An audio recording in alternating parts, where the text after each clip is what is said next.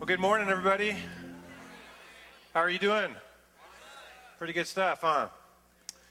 1995, I was on Wade Hampton Boulevard in Greenville, South Carolina. I lived out there for a little while, and I was traveling in town. My sister was in the car with me and pulled up into a large parking lot that had a lot of entrances, a lot of stores, and one of them was a bookstore. And so I was coming in to get a book. And as I got out of the car, as we both stepped out, right away I heard a noise that was it was outrageous. It was obnoxious. It was at a frightening level. And my brain was whipping through as fast as it could through all the files, trying to place, what is this that I'm hearing? Have you heard like two cats at night and they're either fighting or doing something crazy and you're sure someone's being killed or murdered and you can't place it and you're going, what is going on? And so my head started to swivel around and I looked over. About 10 yards away, I saw a guy that looked like he was hooked to his van. I was still trying to process. I started to run toward him. And here's basically what was happening. He was changing his tire and he made a huge mistake. He had taken an old jack and he stuck it under a steel bumper and he tried to jack up this huge van using the bumper, which you don't do. As the van became airborne in the two back tires, it then began to roll forward to come off the jack. And either out of embarrassment or maybe just not wanting his van to fall to the ground, a very large man, he grabbed a hold of the steel bumper to try to jerk it back onto the jack. And when it happened, the steel bumper bent his fingers into his van. He was losing 8 fingers. They are already cut to the bone. This is not meant to be humorous, but here's a sketch to give you an idea of what this man is holding on to. There's a few seconds between him losing 8 fingers and the only thing holding that back is a few more seconds of strength. As I ran over to him, his eyes were shut. Every vessel in his body was popping out. He was as red as a cherry, and he was violently screaming. I ran around to the front as fast as I could, and I literally, like a football player running up against pads, just slammed into his van, and his 8 fingers popped out. Fingers got saved. It was phenomenal, but here's what was interesting about that story. And I'm a guy, so I love to take credit. But never once have I ever told that story and thought for a second any of that had to do with me. Not once. It was too unbelievable. If I had shown up 10 seconds later, it wouldn't happen. If I had weighed 50 pounds less, it wouldn't have happened. If I had gone through a different entrance or didn't need a book, it wouldn't have happened. God was in control. He took care of that guy. He was the one orchestrating everything. I just ran around front and popped into the van, and it was all focused on him. And so I started to process, what if we so clearly gave God that credibility or credit or ability in our own lives? What if we gave God that kind of focus in everything we did? How do we give and allow God into our lives in such a way, in such an unthinkable way, that it could be all about him? Now, last week we looked at Judges 6. It's an amazing chapter. Judges is this 330-year period, and Gideon is the 5th judge. And so we find Israel, and here's where they're at. They've been oppressed for 7 years straight in Judges 6 by the Midianites. This crazy, massive, giant military threat, long-range camel military threats taking them over every harvest. They're just taking everything they have. And in essence, we found out that Israel, God's people, his chosen people who know him, had become small. They literally lived in shadows. They lived in cracks and caves. They lived in the places like the wine presses where they couldn't be found. And the enemy, an evil, had taken over culture. They were now bending to culture. They were a small people, and God wanted his people back. So he goes to Gideon, this average, low-rank guy who's got no talent. He's got a small harvest. He's not a big deal. Even in his own family, he's not a big deal. And we see God transform him just like that. He went from hearing about this God of his past and of Moses and Joshua to understanding what he was supposed to do. And we see him transformed. From Gideon's transformation then, the battle, or the people are being set up for a battle against evil, and Gideon is the one that's going to march them up to the battle's edge. We're going to find out all about this battle. It's the best part of this whole chapter, and we're going to find out about that the last weekend in June up in Cambria for you men. But right now, these people are prepared. From Judges 6, then we took this. God needs a person totally transformed to win people. He needs a person that will stop blaming his surroundings. He'll stop blaming his circumstances. He'll stop whining about his small harvest. He'll stop acting like he needs to take some talent or spiritual gift test. He stops waiting on God to give him some big calling. And he literally decides to wake up and make big, bold statements. God wants that person that's willing to march people up to the battle's edge, to pull people together that didn't even like each other. And suddenly, those were the new attributes. Those were the new characteristics that describe this Gideon that so few minutes ago was weak, quiet, and passive. And so now we turn to chapter 7. And one of the first things we're going to learn in chapter 7 is this. God needs the body totally focused to win battles. We're going to start in verse 1. It'll be up on your screens if you'd like to read that way. So Jerubbaal, that is Gideon, and his army got up early and went as far as the spring of Harod. The armies of Midian were camped north of them in the valley near the hill of Moreh. The Lord said to Gideon, "You have too many warriors with you. If I let all of you fight the Midianites, the Israelites will boast to me that they saved themselves by their own strength. Therefore, tell the people, whoever is timid or afraid among you may leave this mountain now and go home." So 22,000 out of 32,000 stepped up, about 70%, said, "Thank you very much." They turned around and they walked away. But then the Lord told Gideon, "There are still too many. Bring them down to the spring, and I will test them to determine who will go with you and who will not. Divide the men into two groups. In one group, put all those who cup the water in their hands and lap it up with their tongues like dogs. In the other group, put all those who kneel down and drink with their mouths in the stream. Only 300 of them drank with their hands. All the others got down on their knees and drank with their mouths in the stream. With these 300 men, I will rescue you and give you victory over the enemy. Send all the others home." That night the Lord said, "Get up, go down to the Midianite camp, for I have given you victory over them. But if you're afraid to attack, go down to the camp with your servant Purah." So Gideon took his servant and went down to the enemy campment. Gideon crept up just as a man was telling his companion about a dream. The man said this, "I had a dream, and in my dream a loaf of barley bread, a cupcake, came tumbling down into the Midianite camp. It hit a tent, turned it over, and knocked it flat." His companion answered, "Your dream can only mean one thing. God has given victory over the Midianites. He's given victory to the son of Joash." So Gideon bowed in worship. He returned to his camp. He shouted, "Get up, for the Lord has given us victory." And this is my favorite part. You got to kind of say it this way. "Over the Midianite hordes." You ever say horde? Just a cool word. So in my quiet time, I read it out loud. "Over the Midianite hordes." Before we get to adjusting the focus, what does God want us to be focused on? What is it exactly that he wants us as his chosen people to come out of the shadows and focus on? We find it in verse 2.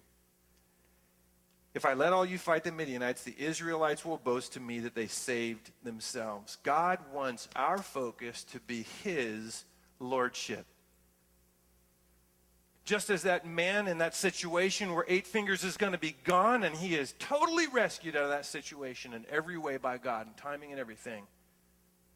We need to understand God's authority. We need to focus on his dominion. We need to focus in on his strength. We need to focus in on his deity. And that should be foremost in every aspect of our life.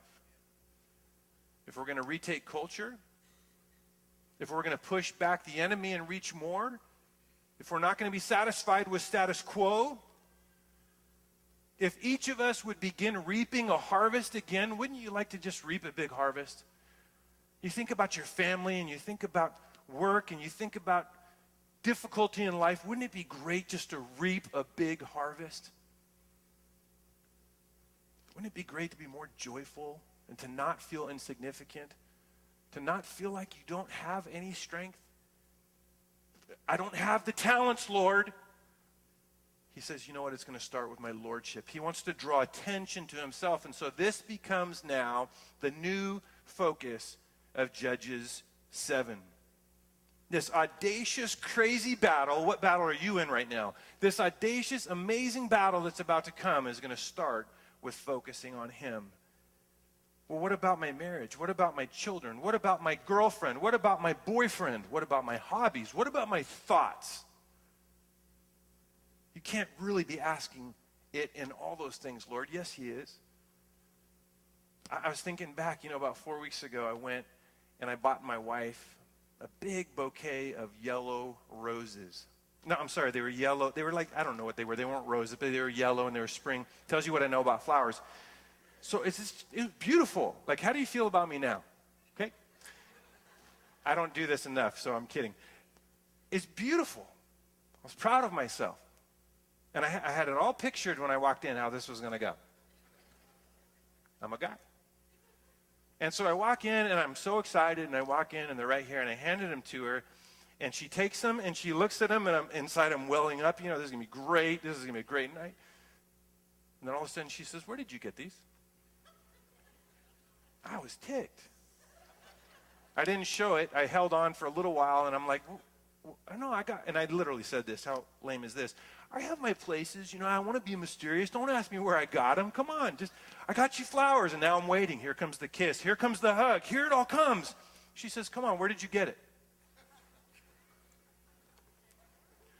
I twitched a little bit. I said, babe, I got you flowers, and I just thought you might like them. She goes, well, just tell me where you got them. I turned around, and I just walked out of the room. Just like that. Just walked away. I was mad. Where was the kiss? Where was the big hug? So it took me a while, and I wiped off my pride, and I grew up a little bit in a short amount of time, and I went back out and talked with her about it. And she said, John, I've been with kids all day long. I just wanted to picture you getting out of your truck. I don't care if you got them on the corner. I don't care if you got them at Save Mart or Costco or a beautiful place. I just wanted you to take me there. I wanted to say, where did you get them? And just hear that my husband stopped his truck, got out, went, pulled out his wallet, figured this out, and I wanted you to take me there. So at this time, I'm punching myself in the head as hard as I can. But see, immediately I had to rethink, what am I doing? Where was my focus? Was my focus me, or was it God? And I'm rethinking everything she's telling me. Well, that made total sense. Would you rethink your faith? Would you rethink your approach to your family? To the statements you need to start making as a person who knows God? Matthew 16:26 says this, what does it profit a man if he gains the world and loses his soul? What does it profit us who know Jesus Christ if you know him, if you know that you're saved, but you're not even willing to go along in the battle?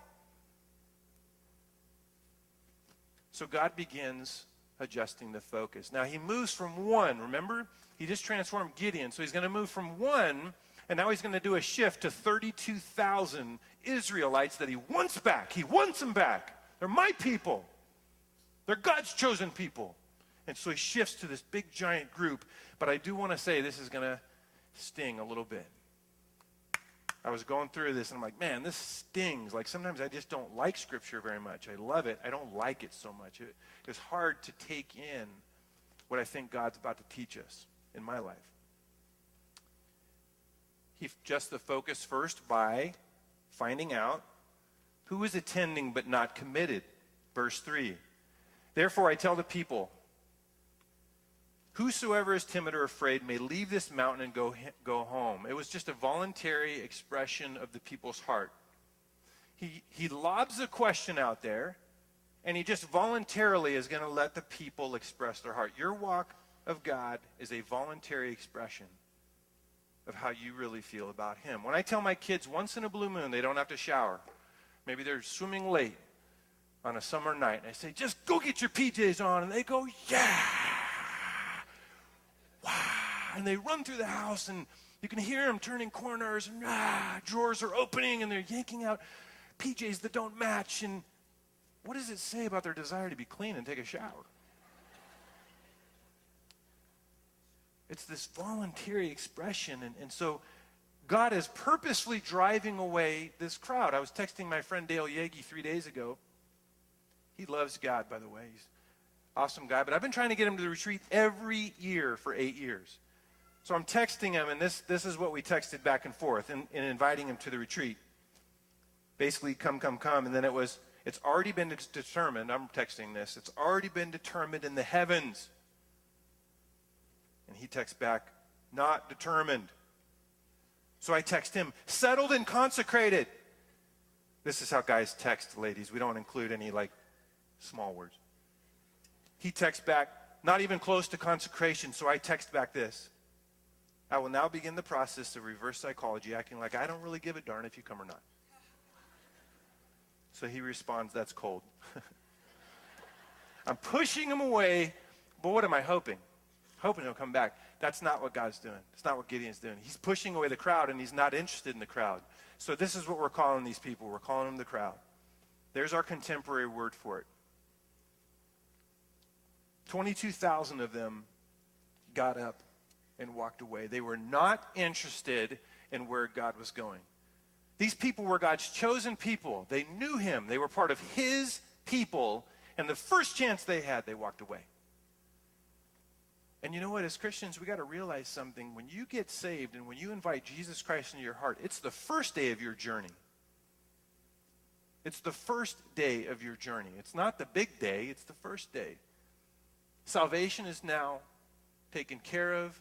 God wants to know who's going to walk with him now and be dangerous. John 10:4 says this. After he gathered his flocks, he walks ahead of them. And they follow him because they know his voice. These people came and they got painted up for no reason. But in John, he's saying, I rescued you out of the sheep's pen. You were in a box. You were surrounded by walls. You were stuck in a routine. You thought it was about other things. I rescued you out of that. You are now saved. You are now my chosen people. So why aren't you following me if you hear my voice? The key indicator of this person is this. Remember, we're all talking together now as a family, me included. They're interested, but there's no sacrifice. Verse 3. Help me finish this, leaving only 10,000 who were willing to, See, these people, it's verbal. They want to be in the loop. Look, I want to give my opinion as long as you don't ask me to, risk or give up anything. Keep me in the loop. Make sure I get the announcements. I'm going to come to the Q&A, but I'm not going to give more than that. We talked about members versus owners. We've done that before. A member shows up and they have the right to complain. An owner shows up to a house that's flooding and they start rolling up their sleeves. Maybe their pants. What are we going to do? Let's go. Let's fix this. There's going to be no sacrifice. The second there's a way out, I'm going to take it. You know what's boring in life? And I refer to most of my Christian walk as being one of the hesitant. Being one of the fans. I'm going to observe, and that's all it's going to be for me. I'm going to be the first one who disappears as fast as I showed up. But see, we learn in this right here, guys, that God's not interested in the crowd. Not when it comes to his people. He's pushing them away. He knows they're the first ones that will take credit.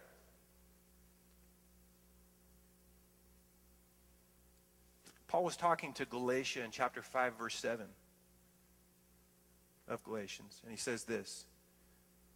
This is amazing. You were running the race so well. Who is holding you back now from following the truth? It certainly isn't God, for he is the one that gave you freedom to go for it.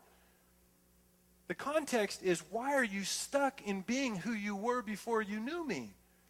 Why are you still in the cycle of safe Christian environments only, of temperature-controlled rooms with a bunch of people who already know me? Why aren't you coming out of that?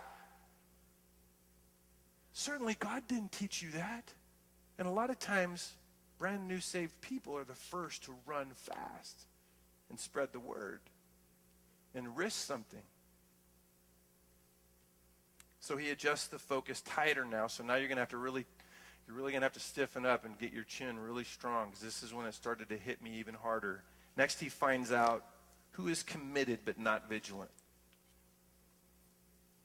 Verse 4 and 5. Bring them down to the spring, and I will test them to determine who will go with you and who will not. In one group, put all those who cup the water in their hands and lap it up with their tongues like dogs. Now, it's this picture right here. I am covered with supplies and weapons. I have extra stuff with me. I'm carrying a lot.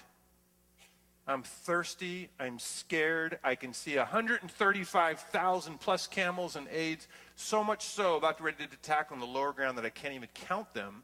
And when I go to drink, this is how I drink. You see that picture? I want you to hold on to that picture for a second. These people who don't do it that way, we're going to call the volunteers. There's our contemporary word. These are the volunteers. Verse 5, in the other group, put all those who kneel down and drink with their mouths in the stream. Now watch the difference from the first one. I am now kneeling down. Am I ready to fight? I'm putting my hands down on the ground, both of them. Where's my stuff now? Where is my weapons? Where have I put them? Somewhere. I'm not holding them anymore. I now take my head and I bury it down in the water to take care of myself. I'm thirsty. Am I relaxed? Yeah. You can't get any more relaxed than this unless you're in a nice bed asleep. I'm not carrying my weapons. I'm no longer aware of the danger. I'm going to rely on someone else to tell me if I need to move. There's no longer recognition of a battle. I'm going through my motions. I know Satan's out there. I know the world is struggling. I know there's things that can be done. But look, someone's going to let me know, right? I got some weapons in the closet. I got some things I can do for the Lord. If somebody needs me, they'll come tell me. Ouch. Key indicator. These people are courageous, but their sacrifice is limited. They're courageous, they're willing, but the sacrifice is limited. All the others got down on their knees and drank with their mouths in the streams. These are willing workers. Look, if you need me, I'll come. Hey, if you need something, let me know. I put in my email and no one responded. I marked on the contact card and I'm waiting. The Lord is going to show me his calling. I'm just waiting on it. If you need me, you come let me know. And look, the church badly needs volunteers. This is hard.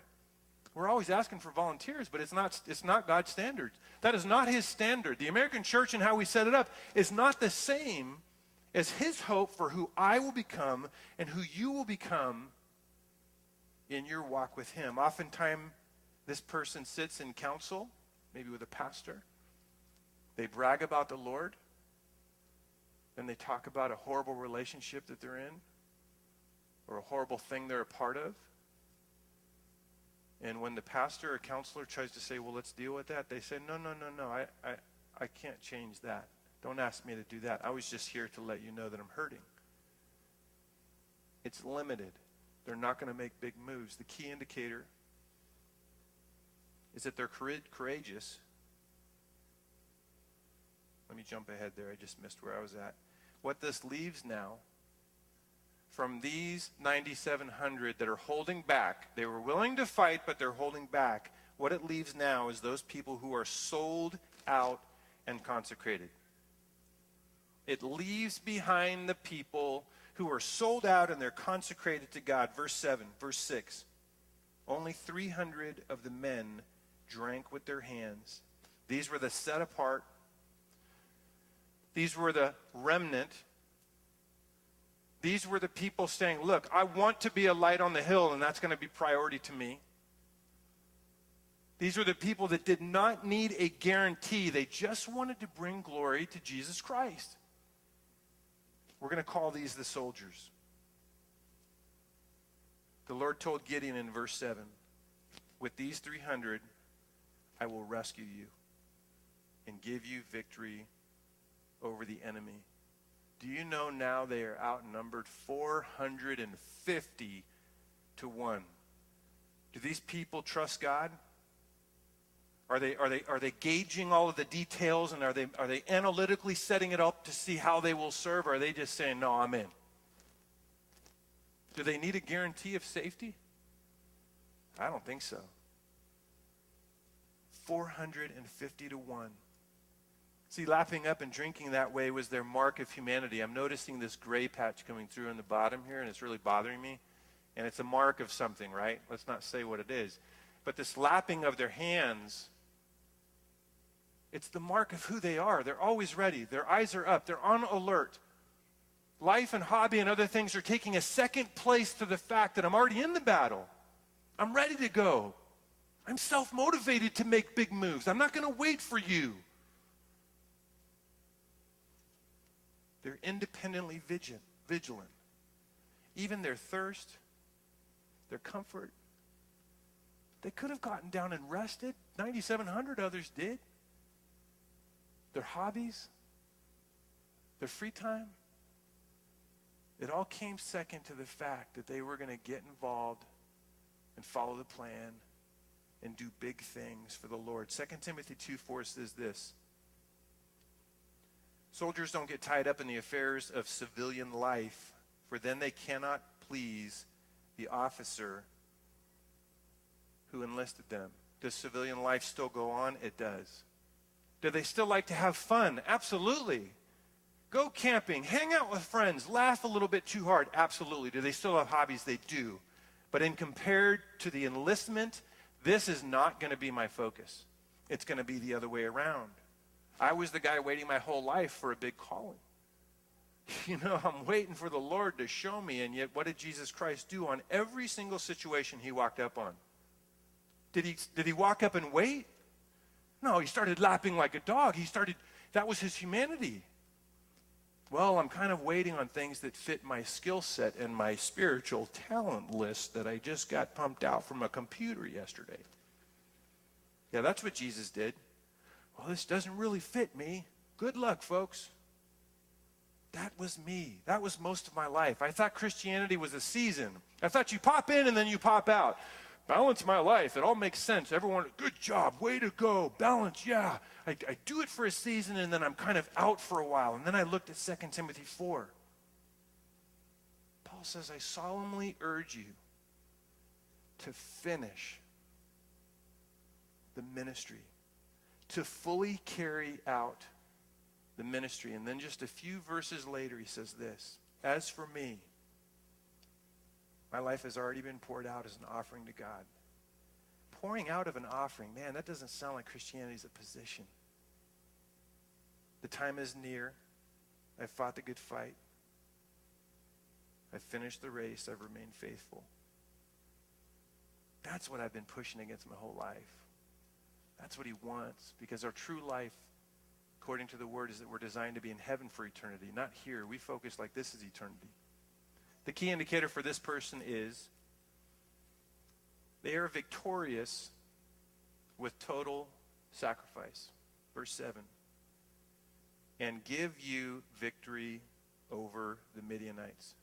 Victory is a foregone conclusion. According to John 14, they will do bigger things than Jesus did even, and they're already in that bowl. They're already ready to go. There's nothing in their life they're going to hold so tight that it's going to stop them from having to adjust their life to do the things for God, instead of finally or always adjusting what they do for God because of their life. There's nothing they would not sacrifice if it meant advancement for the kingdom. Look, this is hard, I know. And Schindler, Oskar Schindler kept popping into my mind. Every time I was working, I kept popping into my mind. I'm not saying he knew Jesus, and I don't know his faith, in the end and stuff. But here's the thing. You got a German spy. He was technically a German spy. He was part of the Nazi party. He was an industrialist that was making ammunition. The Nazis loved him. And the Jews, the 1,000+ Jews that he was protecting the best he could, loved him. He filled up his bank accounts fighting a war and keeping his people and his party happy. And then he was also completely helping this group that were being killed. And then it comes all the way to this point where he had done both, and then they were going to kill the rest of them. Hadn't he done enough at that point? Dude, you got all the money now, you got everything, and you help these people. They both like you. You can't be saying you're going to go do more. Why would you get rid of one to go farther? And then he starts buying back lives. He starts giving whatever he had. He starts saving as many as he can. He starts buying them from the Nazis, so he keeps having to dole out more, and then he dies in poverty. Man, that's a powerful picture compared to all the balance I'm trying to create in my life and my bank account and my future and my vacation time and my friend time and my hobbies. What does the right focus reap? God's reassurance and victory. Verse 13 and 14. I had this dream, and in my dream a loaf of barley bread came tumbling down into the camp. It turned over a tent, knocked it flat. His companion said, your dream can only mean one thing. God has given Gideon, son of Joash, the Israelite, victory over Midian's and all its allies. A barley cake is like a cupcake. You are the barley cake if you know God. I'm the barley cake. No frosting. Take the sugar out. Make it a little bit loosely connected. These days they last 30 years. Back then you had to eat it quick or just kind of disintegrated. He's saying, you're a cupcake. Look at the person next to you and go, hey, cupcake. How you doing, cupcake? What he's saying is he couldn't think of anything weaker, a cupcake rolling down a mountain. Is there anything weaker than that? Is there anything more flimsy? Is there anything more foolish than a cupcake? But with me as your God, there is no victory too big, and we will knock the enemy flat if your focus will be on me. We too often believe that the safest place is the center of God's will. Hear what I'm about to say as we start to wrap up and finish. The safest place is one of the biggest lies in American culture, and you can't find it in the Bible. The safest place is not the center of God's will. We're not talking about salvation and absolute assurance of salvation. We're talking about now walking, where people say, oh, don't worry, the safest place is at the center of God's will. It will be the most dangerous, exciting, reaping, unknown, sacrificial place that you could be, would be at the center of God's will. And he's saying, let's fight the fight, and we will all rejoice in heaven. We'll all meet back up in a place where my son is building stuff for you, if you know me. Shake out of the shadows. Have a big faith. Be bold. Let's do it. But man, it's not going to make a lot of sense based on the culture that these guys were living in. Does that make a lot of sense in the American culture? Not at all. Really fast. The barley cake represented 5 things. I'm just going to read them one right after the next. You guys ready back there? We only exist through him. God is the one in charge. God uses imperfection, not perfection. I just can't do all this. I'm not there. He says, I know. I invented the fact that you're not there. I'm the one that said that first. Quit taking it from me. I know you're sinful. Quit acting like you said it first. He says, I said it first. That's why I sent my son. Now go be ridiculous and be powerful all at the same time. I don't need to be special. He will be victorious. There's some things for you to work on in your quiet time. I just want to share one thought and a quick story, and then we're going to pray. A lot of times Christians, if you're anything like me, you sit in these temperature-controlled environments between small groups and Sunday school classes and churches, the most unsafe place, the most safe place in the whole world, with people who pretty much don't need God. You say, okay, well, what then? Well, what? Tell me. What? Is there something in your life that you are ridiculous about that has to do with God? Is there anything in your life that it causes you to have to meet with your wife or to talk with your family or to look at your finances or to check things out once a month and go, gosh, we need to work on keeping our life in balance because of this incredible, awesome, crazy, amazing thing we're doing for God? Not the other way around. Well, we might be able to do this or that or attend over here, but let's see what's going on in our family calendar first, Are there things in your life that cause your balance in your life to be thrown off a little bit, where you're having to trust God to make it happen? You're having to go, wow, look what he's done, but how are we going to be okay here? Because that's who he's looking for. Yeah, we want to take 700 men the last weekend in June to influence the nation. And if you're a man, you should sign up today. Don't wait till tomorrow. You need help? Let's work it out. Come talk to us. That's just one of the battles in life, though. I was on a water slide in Hawaii when I was 11 years old. And when I say I was a string bean, I mean I was a string bean. At one point in my life, I was 6'9" and 193 pounds. Work that out. I weigh 240 now, and I'm still thin, okay? So at 11, I turned sideways and blew away. And I was going down in Hawaii. My parents took me and my brother because they couldn't afford all 5 kids. I'm going down the biggest water slide I've ever been a part of. I thought I was in heaven. It seemed like it was a half-mile long. This place was massive water park. My dad, who had never been on a water slide, was behind me, and he weighed 260 pounds. I don't remember what I weighed, but it wasn't very much. And I was so excited. And I got 3/4 of the way down, and they had this long stretch, and I stopped myself, and I turned around, and I looked, and I waited. And my dad came roaring around a corner, out of control. He had hit his head.